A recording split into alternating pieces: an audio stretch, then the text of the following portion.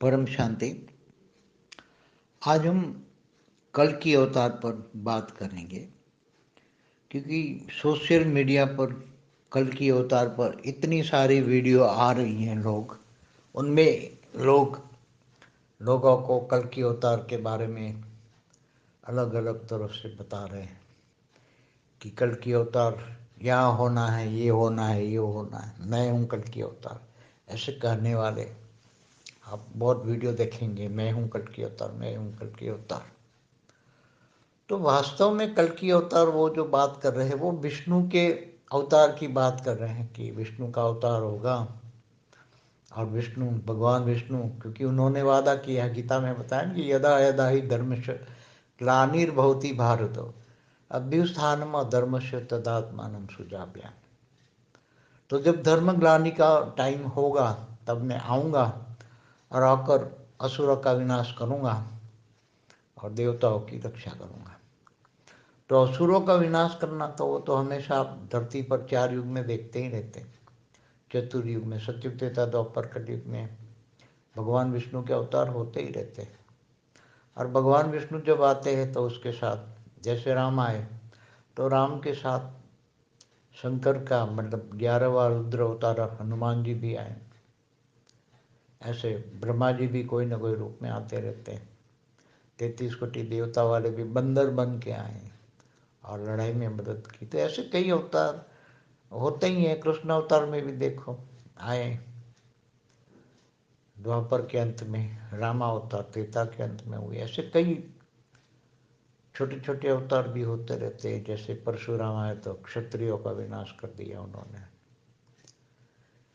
तो धर्म ग्लानि का टाइम माना आसुरी वृत्ति का विनाश करने के लिए उनको बार बार आना पड़ता है, बार बार आना पड़ता है। आते हैं कई, विष्णु के कई अवतार बताए गए। कोई कहता है 24 अवतार हुए, मगर हर चतुर्युग में अवतार होता है। तो सभी कहते हैं कल की अवतार, कल की अवतार, कल की अवतार। तो कल की अवतार भगवान विष्णु का बताया जाता है। मगर अभी जो धरती पर जो होने वाला है, जो परमाणु बम फटेंगे धरती पर, तो क्या परमाणु बम जो फटेंगे उसकी जो नेगेटिविटी क्रिएट होगी धरती पर, उसमें तो इतनी नेगेटिव एनर्जी होगी, इतनी गर्मी होगी, इतनी गर्मी होगी कि जो कल प्रलय के अंदर भगवान विष्णु सूर्य में प्रवेश करके 12 सूर्य की जो रोशनी कर देते हैं और वो पूरी धरती भी भस्म, जलकर भस्म हो जाती है। वायु, जल तो भस्म हो जाता ही है, पूरी अग्नि तत्व इतना बढ़ जाता है कि 3 लोग भी जल जाते हैं, धरती भी जल के भस्म हो जाती, धरती खत्म हो जाती है। नीचे 7 पाताल लोग भी जलकर भस्म हो जाते हैं और नीचे जो 55 करोड़ नरक होता है वो भी जलकर भस्म हो जाते हैं कल प्रलय में। तो कल प्रलय कब होते हैं? जब 14 मनवंतर होते हैं और एक मनवंतर में 71 युगांतर होते हैं, तब कल प्रलय होता है वो। तो ब्रह्मा का एक दिन माना 4 अरब 32 करोड़ साल होता है। तब पूरा स्थूल दुनिया, स्थूल वतन पूरी की पूरी जलाकर भस्म कर देते। सूर्य में 12 सूर्य की रोशनी करके भगवान विष्णु सूर्य में प्रवेश कर गया। तो वो 12 सूर्य की रोशनी जो होगी, इससे तो ये परमाणु बम फटेंगे तो इसमें जो नेगेटिव, वो सूर्य की रोशनी तो एकदम केवल गर्मी होती है, तो वो जलाकर सबको जलाकर भस्म कर देंगे। तो आत्माएं रहेगी, शरीर भी जिनका अग्नि तत्वों में कन्वर्ट हो जाएगा तो अग्नि सहन नहीं होगी, तो वो आत्मा निराकार आत्मा बन के एकदम आत्मा शरीर से अलग, स्थूल वतन से भी अलग, सूक्ष्म में भी अलग आत्मा निराकारी बन जाएगी। तो निराकारी आत्मा फिर वो गर्मी सहन कर पाएगी, उसको सहन मतलब वो गर्मी जला नहीं पाएगी आत्माओं को। तो आत्मा निराकारी बन गई तो उसको फिर अग्नि जला नहीं पाएगी उसको, तो आत्मा निराकारी बन जाती है। वायुमंडल में रहेगी, अग्नि तत्वों में भी रहेगी, मगर वो आत्मा निराकारी रूप में रहेगी। उसके अंदर न सूक्ष्म शरीर होगा न स्थूल शरीर होगा। स्थूल तो रहेगा ही नहीं 5 तत्वों वाला, सूक्ष्म भी नहीं रहेगा। केवल आत्मा निराकारी अवस्था में रहती है, जिनको अव्यक्त दुनिया कहते हैं। तो पूरी कल्प प्रलय में भी पूरी अव्यक्त दुनिया बन जाती है, व्यक्त से अव्यक्त दुनिया बन जाती है, केवल निराकारी आत्माओं की दुनिया बन जाती है। तो ये तो पूरा जो होने वाला है वो तो इतना धरती पर 1000 बार धरती का विनाश हो जाए, इतने परमाणु बम फटने वाले हैं। क्योंकि अब जो बने हैं वो तो फटेंगे, कहीं ना कहीं फटेंगे, तो फिर उसकी नेगेटिविटी क्रिएट होगी, तो वो इतनी गर्मी होगी, इतनी गर्मी होगी कि वो 12 सूर्य से भी ज़्यादा गर्मी होगी। 12 सूर्य की जो गर्मी है वो इससे कई गुना ज़्यादा गर्मी, और वो नेगेटिव गर्मी होगी, नेगेटिव हीट होगा। इसके अंदर नेगेटिविटी इतनी होगी कि अलग अलग नेगेटिव वायु तत्व होंगे, नेगेटिव एनर्जी होगी। तो वो तो कहाँ तक जाएगी? वो तो 3 लोग तक जाती थी सूर्य की रोशनी, ये तो कई लोग तक जाएगी ऊपर के लोकों में। तो ये जो होने वाला है उसका कोई कल की अवतार कैसे सामना करेगा? क्योंकि कल की अवतार की बात तो ये ब्रह्मांड के भगवान विष्णु की बात है। तो भगवान विष्णु अब तो जो धरती पर जो आए हैं वो तो बड़े बड़े असुर आए हैं, दूसरी गैलेक्सियों से आए, यूनिवर्स से आए, ग्रेट यूनिवर्स से आए, ग्रेट ग्रेट यूनिवर्स, बड़े बड़े यूनिवर्स से आए हुए असुर हैं यहाँ। तो उसकी आत्माओं में इतनी हाई कला की पावर है कि यहाँ तो ये ब्रह्मांड ही एक कला का है। पूरा ब्रह्मांड जो एक प्रकाश वर्ष का हम बात करते हैं, सोलर सिस्टम एक ब्रह्मांड, ये महाब्रह्मांड गैलेक्सी में 1,00,000 प्रकाश वर्ष के अंदर जो गैलेक्सी है उसके अंदर ऐसे अनंत अनंत ब्रह्मांड है। उस पर वीडियो है, अनंत अनंत ब्रह्मांडों का रहस्य, उस पर हमारी वीडियो है। और महाकाल प्रलय पर भी वीडियो है। तो कौन बचेगा, कैसे बचेगा? इनका ज्ञान किसी को नहीं है। तो स्थूल दुनिया को बचाने की बात कर रहे हैं, स्थूल दुनिया को, कि स्थूल दुनिया बचेगी, उसमें 33 कोटि देवी देवता स्थूल साकार में बचेंगे, मृत्यु लोक में। मृत्यु लोक है ये भी भूल जाते हैं, अमर लोक नहीं है। अमर लोक माना परमधाम, जहाँ निराकारी आत्माएं रहती है। तो 33 कोटि देवी देवता बचेंगे, इनको आके भगवान विष्णु बचा लेंगे। इनके साथ सब जो बाकी अनेक धर्म मठ पंच संप्रदाय वाली जो आत्माएं हैं उसका विनाश हो जाएगा, वो विनाश कर देंगे, और सिर्फ भारत में 33 कोटि देवी देवताओं की आत्मा बचेगी। अरे भाई, कोई कहता है 9 लाख बचेगा, जैसे ब्रह्मा कुमारी वाले कहते हैं 9 लाख बचेगी आत्माएं, फिर सतयुग शुरू हो जाएगा, कलयुग का अंत और सतयुग की शुरुआत हो जाएगी। सभी कहते हैं कलयुग का अंत और सतयुग की शुरुआत हो जाएगी, सतो प्रधान युग आएगा, तमो प्रधान युग खत्म हो जाएगा, सबका विनाश हो जाएगा। अरे भाई, मगर सोचो तो सही, जब जो होने वाला है, ये परमाणु बम फटेगा तो कोई मनुष्य बचेगा? पूरी धरती पर कोई भी मनुष्य नहीं बचेगा, एक भी मनुष्य नहीं बचेगा। ये बुद्धि किसी की चलती ही नहीं है, क्योंकि वो ज्ञान नहीं है ना क्या होने वाला है। और किसी का तीसरा नेत्र खुला ही नहीं, आत्मस्वरूप अनुभव करके जो होने वाला है उसका अंदाज भी नहीं लगा सकते कोई। जो होने वाला है उसका अंदाज भी कोई नहीं लगा सकता। यहाँ कोई कल की अवतार भी काम नहीं कर सकता, क्योंकि न 33 कोटि देवताओं को बचा सकता है, चाहे साकारी देवता हो चाहे आकारी देवता, सूक्ष्म अवतार में भी हो। किसी को चाहे स्थूल वतन वाली आत्माओं को बचाना हो, साकारी आत्माओं को बचाना हो, चाहे आकारी आत्मा को बचाना हो, कोई भी बचा नहीं सकता स्थूल वतन या सूक्ष्म वतन में रही हुई आत्माओं को। केवल निराकारी स्टेज वाली आत्माएं, निराकारी आत्मस्वरूप में जो स्थित होगी और निराकारी आत्माएं होगी, तो आत्मा निराकारी कब बन जाती है? जब शरीर एकदम पूरा गर्मी बढ़ जाएगी, इतनी गर्मी बढ़ जाती है, कल प्रलय में भी गर्मी बहुत बढ़ जाती है। तो शरीर तो ऐसे जल के सारे स्थूल वतन पूरा, जितनी भी स्थूल दुनिया है, चाहे तो स्थूल दुनिया जल के भस्म हो जाए। 3 तत्वों में आती है, 3 तत्वों में भी आग लगती है, सूक्ष्म शरीरों में भी अग्नि तत्व बहुत बढ़ जाता है, तो आत्मा सूक्ष्म शरीर में रह नहीं सकती। तो आत्मा एकदम सूक्ष्म शरीर से भी निराकारी आत्मा बाहर निकल जाती है, आत्मा निराकारी बन जाती है, और निराकारी बन के ऊपर जाने का रास्ता ढूंढती है, मगर ऊपर जा नहीं सकती, क्योंकि इसके पास ज्ञान नहीं है, ऊपर जाने का ज्ञान नहीं है, परम धाम में जाने का ज्ञान नहीं है, कि ऊपर परम धाम है, निराकारी आत्माओं का ज्ञान है, ऊपर उसको ज्ञान नहीं होता है। इसलिए सबसे पहले जो ज्ञान लेगा, जो ज्ञान होगा, सबसे पहला सब्जेक्ट है ज्ञान, कि हमें आगे जो होने वाला समय आ रहा है, जो महाकाल प्रलय, मेरा वीडियो में मैंने यही बोला, जो आत्मा आत्मस्वरूप में स्थित होकर जो आत्मस्वरूप का पुरुषार्थ करेगी, तो आने वाले महाकाल प्रलय में कौन कैसे बचेगा, तो आत्मस्वरूप बन के बेहद के परमपिता बचाएंगे। कोई ब्रह्मांड के परमपिता या महाब्रह्मांड गैलेक्सी आकाशगंगा का परमपिता या यूनिवर्स का परमपिता नहीं बचाएगा। बेहद का माना ऑलमाइटी अथॉरिटी से डायरेक्ट पावर उतारेगा, उससे कनेक्शन जोड़ेगा, योग करेगा, बेहद के परमपिता को जानेगा और बेहद की कला का पावर लेगा, तो वो आत्मा आत्मस्वरूप बनकर धरती पर बेहद की कला की आत्माएं, हम बोलते हैं 9 लाख भी हैं, और जो पावरफुल आत्माएं हैं वो भी और भी बहुत हैं, जो आत्मस्वरूप में स्थित होकर ज्ञान लेंगे बेहद की कला का, बेहद के विश्व का आदि मध्यंत का ज्ञान होगा। उसके अंदर सब ब्रह्मांड माना solar system, Galaxy, universe, great universe, पूरे मल्टीवर्स तक का कम से कम ज्ञान होगा। और पूरा मल्टीवर्स कैसे बदलेगा, उसका पूरा ज्ञान होगा तो आत्मस्वरूप बनेगा। ज्ञान होगा तो ही आत्मस्वरूप बनेगा, नहीं तो फिर अंत में तो आत्मस्वरूप निराकारी स्टेज वाली आत्मा तो ऑटोमेटिक भस्म होके, दुखदायी होके, चिल्ला के भी बनना ही है, उसको बनना ही है।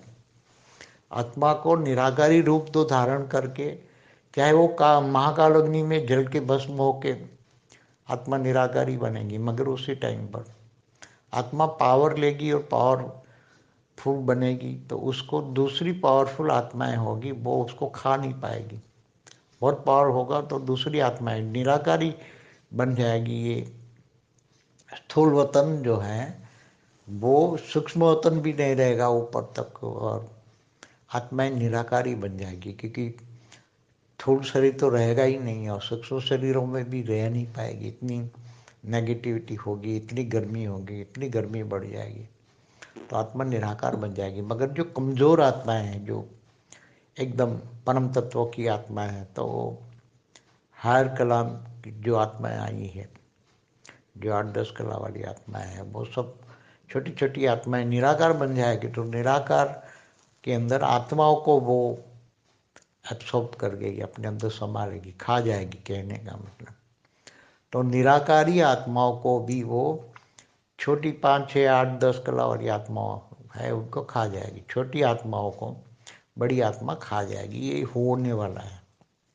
इसलिए जो पावरफुल आत्मा है कि वो जो ज्ञान लेगी, बेहद का परम ज्ञान लेगी और बेहद के परम पिता से कनेक्शन जोड़ के आत्माओं को पावर बहुत उतारेगी, बहुत पावर उतारेगी और अपनी आत्मा की पावर को बढ़ाएगी, और वो बेहद के परमपिता का रूप धारण करेगी, तो उसको कोई भी आत्मा उसको टच नहीं कर पाएगी, चाहे कितने भी कला वाली आत्मा हो, उसको कोई भी कला वाली आत्मा उसको टच नहीं कर पाएगी। वो इतनी पावरफुल आत्मा बन जाएगी कि वो लाइट हाउस बन जाएगा, उसका घर भी लाइट हाउस बन जाएगा। और ऐसी कई आत्माएं, सूक्ष्म जगत की आत्माएं उसके लाइट हाउस गर्म के अंदर आकर सुरक्षित रहेगी। फिर वो धीरे धीरे करके ऊपर में जो विमान बैठे हैं, सबके खड़े हैं अलग अलग, हमारा 3D to 5D का वीडियो उसमें देखना, सब आए हुए हैं ऊपर अपने अपने रचना को लेने के लिए ऊपर।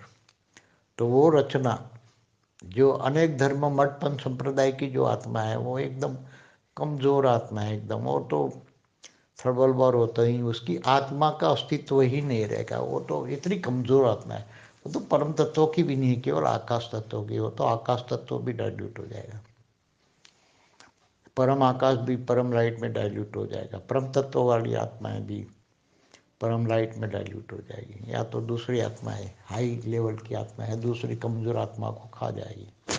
ये होने वाला है, जिसका किसी को दुनिया में किसी को भी कुछ भी पता ही नहीं है। बस कल की अवतार, कल की अवतार, विष्णु आएंगे, भगवान विष्णु आएंगे, भगवान विष्णु आएंगे, अब मैं हूँ कल की, मैं हूँ कहूँगा, अनेक कल की अवतार वाले आएंगे, उसका कुछ नहीं होगा। बोलते 2024 में प्रत्यक्ष हो जाएंगे और ये होगा ये होगा। अब विनाश तो होना है, ये तो बात होना है, मगर कौन कैसे परिवर्तन कैसे क्या होगा उसका ज्ञान किसी के पास नहीं है। आने वाला समय का कितना खतरनाक समय आ रहा है, कितना। यहाँ तो आत्माओं की बात करनी है, आत्माओं को खाने वाले लोग बैठे ऊपर, आत्माओं को खा जाएंगे। जैसे छोटी मछली को बड़ी मछली खा जाती है, ऐसी तरह ये आत्माओं को ही खा जाएंगे।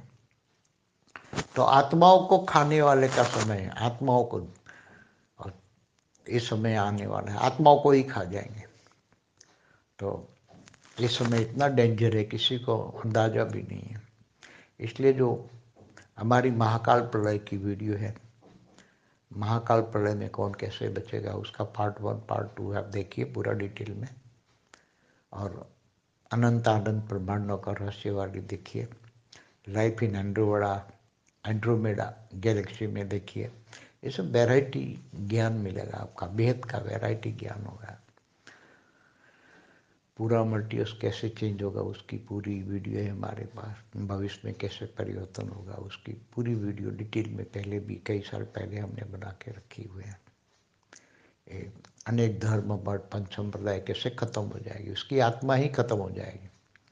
अनेक धर्म मठ पंच संप्रदाय जो धरती पर दिखते हैं, चाहे स्थूल वतन में चाहे सूक्ष्म वतन में, ये सभी खत्म होने, उसकी आत्माओं में इतनी पावर नहीं है कि वो थोड़ी 4-5 कलाक की परम लाइट भर दो तो सब अंत में डाइल्यूट हो जाएगी वो आत्मा। ये सब होने वाला है। सोचिए क्या होने वाला है, कोई सोच भी नहीं सकता।